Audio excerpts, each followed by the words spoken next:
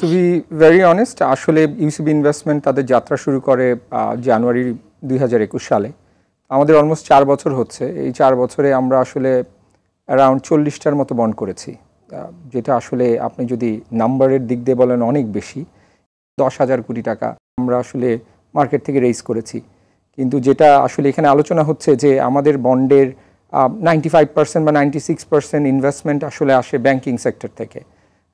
আসলে আমি যদি বাইরের দেশে যে সম্ভাবনার কথাগুলো সবাই বলছে যে আসলে সমস্যাটা কোথায়, সমস্যাটা হচ্ছে যে বাইরের দেশে যদি দেখি, ইভেন আমি ইন্ডিয়ার কথা যদি বলি, তাহলে তাদের ইনভেস্টর পুলটা কারা? তাদের ফিক্সড ইনকাম কিছু মিউচুয়াল ফান্ড আছে। তাদের মিউচুয়াল ফান্ড যদি ইন্ডিয়ার মিউচুয়াল ফান্ড সাইজ বলি, $800 বিলিয়ন টোটাল তাদের মিউচুয়াল ফান্ড ইন্ডাস্ট্রি। তার মধ্যে 25% অ্যারাউন্ড $200 বিলিয়ন কিন্তু ফিক্সড ইনকাম মিউচুয়াল ফান্ড, যারা হেভিলি ইনভেস্ট করছে বিভিন্ন কর্পোরেট বন্ডে। সো আমাদের ওই যে ব্যাংকের বন্ডগুলোই হচ্ছে টায়ার 2 বা টায়ার 1 ব্যাংকের যেগুলো ক্যাপিটাল লাগে, সেই বন্ডগুলোই বেশি হয় আর কি মার্কেটে। এখন পর্যন্ত তাই হয়েছে। আপনি জেনে আরও খুশি হবেন যে মার্কেটে এখন পর্যন্ত মেইন মার্কেটে 16টা লিস্টেড বন্ড আছে, তার মধ্যে 8টাই কিন্তু ইউসিবি ইনভেস্টমেন্ট করেছে লাস্ট 4 বছরে। তো আমি কিন্তু বলছি ইনসেপশন থেকে 16টা আছে এবং লাস্ট 4 বছরেই আমরা 50% লিস্টেড বন্ড নিয়ে কাজ করেছি। So number is very high, কিন্তু গতানুগতিক আসলে দেখা যায় ব্যাংকের বন্ডগুলো বেশি হচ্ছে, যেটা আমি বললাম। সেই ক্ষেত্রে সবচেয়ে বড় সমস্যা হচ্ছে আমরা আবার ইন্ডিয়ার মার্কেটের কথা যদি চিন্তা করি, ইন্স্যুরেন্স কোম্পানির একটা ভালো ইনভেস্টমেন্ট আছে, মিউচুয়াল ফান্ডের আছে, আপনার pension fund, employ provident fund আছে, কর্পোরেটরা আরেক কর্পোরেটে ইনভেস্ট করে। সো এই জায়গাগুলো আমাদের দেশে মিসিং। আমাদের দেশে আসলে মিউচুয়াল ফান্ড মার্কেটে সবচেয়ে বড় ফিক্সড ইনকাম মিউচুয়াল ফান্ডটা হচ্ছে 200 কোটি টাকার। সো এটাও আসলে দেখা যায় একটা বন্ডে 10%-এর বেশি ইনভেস্ট করতে পারে না। সো আলটিমেটলি একটা বন্ডে 20 কোটি টাকার মতো ইনভেস্ট করতে পারে। তো আমি যদি ধরি যে 5টা বন্ডেও যদি ইনভেস্ট করে 100 কোটি টাকা ইনভেস্ট করতে পারবে, যেখানে আমরা গত 4 বছরে 10,000 কোটি টাকা ফান্ড রেইজ করেছি। সো আমার মনে হয় যে আমাদের আসলে বাকি যেই ইন্ডাস্ট্রিগুলো আছে, যদি আমি ধরি মিউচুয়াল ফান্ড ইন্ডাস্ট্রিটাকে বড় করতে হবে, এটা ছাড়া কিন্তু আসলে ক্যাপিটাল মার্কেট বা বন্ড মার্কেট কোনোটারই আসলে উন্নতি করাটা খুব ডিফিকাল্ট।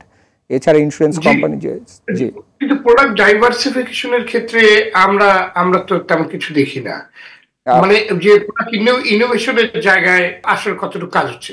G, thank you. আসলে প্রোডাক্ট ইনোভেশনের কাজটা তো রেগুলেটরের। সো রেগুলেটর আসলে এখানে বিএসইসির যদি কথা বলি, অনেকগুলো বন্ড আছে। আপনি যদি গ্রিন বন্ড বলেন, অরেঞ্জ বন্ড বলেন, সুকুক নিয়ে গাইডলাইন আছে, অ্যাসেট ব্যাক বন্ড নিয়ে গাইডলাইন আছে, এসপিভি নিয়ে গাইডলাইন আছে। আসলে গাইডলাইনগুলো তো আসলে থাকলেই হবে না, ওই জায়গায় গাইডলাইনগুলো আসলে ফলো করে বা আমি যদি ধরি যে একটা গাইডলাইন দেয়া হয়েছে, লাস্ট 5 বছরে ওই গাইডলাইন অনুযায়ী কতগুলো বন্ড মার্কেটে এসছে অথবা কেন আসছে না, এটাও যদি আসলে রেগুলেটর দেখতেন যে কোথায় ফ্লসগুলো আছেন, এগুলো নিয়ে আসলে আমরা এখন যেটা করি, রেগুলেটরদের সাথে কথা বলি, জানাই যে গ্যাপগুলো কোথায়। কারণ আমরা মার্কেটে বন্ড করছি, যেটা আমি বলেছি যে অ্যারাউন্ড 4 বছরে 40টা বন্ড তো আসলে অনেক।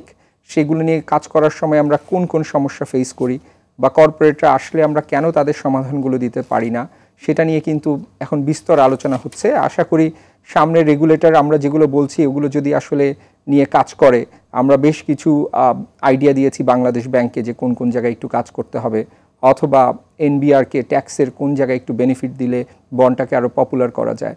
সো ইনশাল্লাহ আশা করছি এই জিনিসগুলো যদি নিয়ে কাজ করি, তাহলে হয়তো সামনে একটা ভাইব্রেন্ট বন্ড মার্কেট নিয়ে আমরা কাজ করতে পারবো। কারণ ভাইব্রেন্ট একটা বন্ড মার্কেট না হলে ইকোনমির জন্য আসলে এটা খুব একটা গুড নিউজ না, বা ইকোনমিক গ্রোথের জন্য আসলে এটা খুবই প্রয়োজন আমি মনে করি। ধন্যবাদ আপনাকে।